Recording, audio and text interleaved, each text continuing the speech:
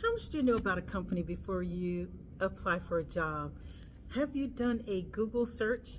Have you reviewed the company leadership? Have you reviewed the company culture? Have you talked to anyone that's worked for that company? Have you ever looked at any Google videos from ex-employees? What do you really know about a company where you're applying for a position? Hello everyone, Professor BJ here.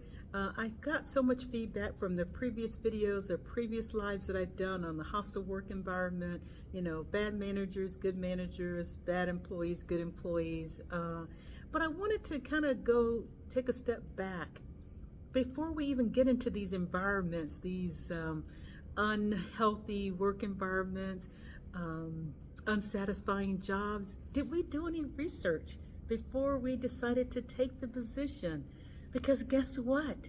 Because some of the situations, again, this is all situations, this is for educational entertainment purposes only, could have been avoided if you had asked the right questions in the interview process, if you have listened carefully, observed when you got to the interview, because our gut instinct tells us many times, red flag, red flag, red flag, red flag.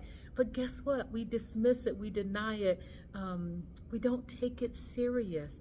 But think about the times where you've gone on a job interview and you're sitting in the lobby, you're waiting for the interviewing or hiring manager to come out, and something just gives you really bad vibes, either the building, the work environment where it's located.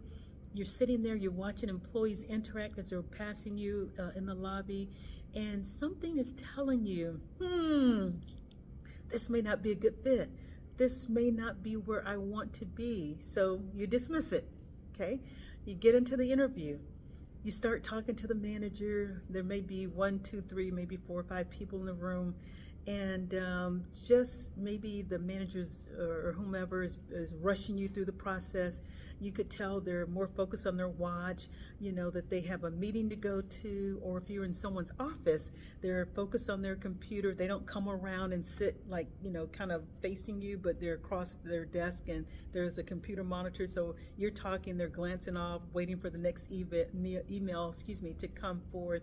So those are red flags. In some instances, again, this is all situational for educational entertainment purposes only, but you can glean a lot of information from the interviewing, the process.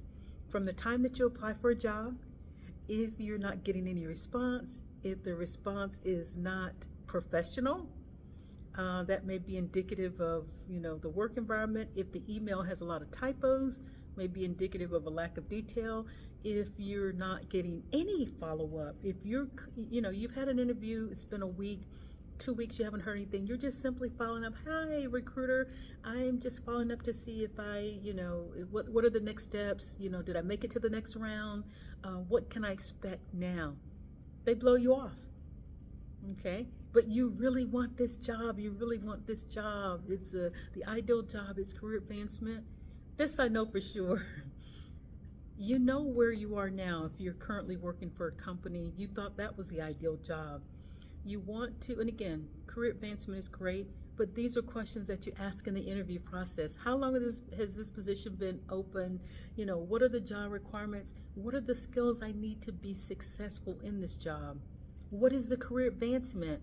Let's face it, how many people go to a job and they don't ever want to progress? Usually you go there, you went there because you want to make more money, but at some point, 2, 3 years, maybe a year down the road, you want to advance, you want to get promotions, dollars and cents. We're all after the money.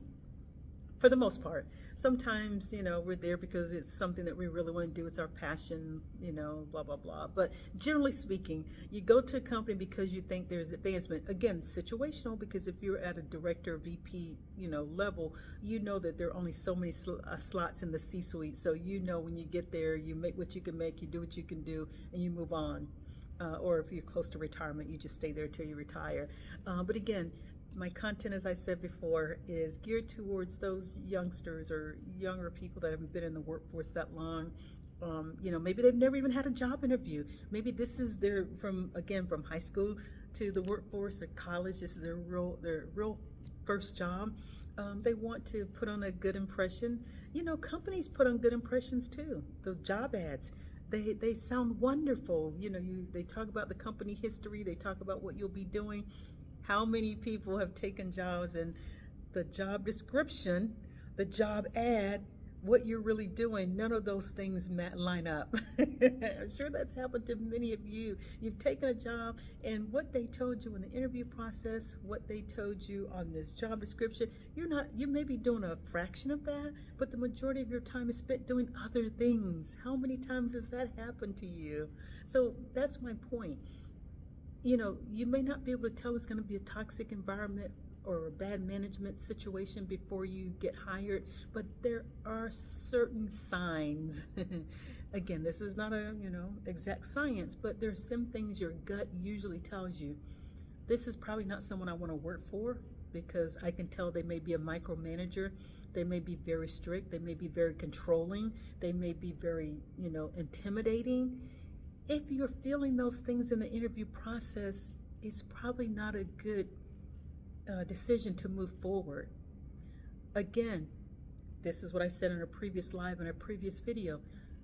There is no federal law that you have to give a 2-week notice, but guess what? Again, my recommendation, length of time I've been in, HR, I've been a talent manager.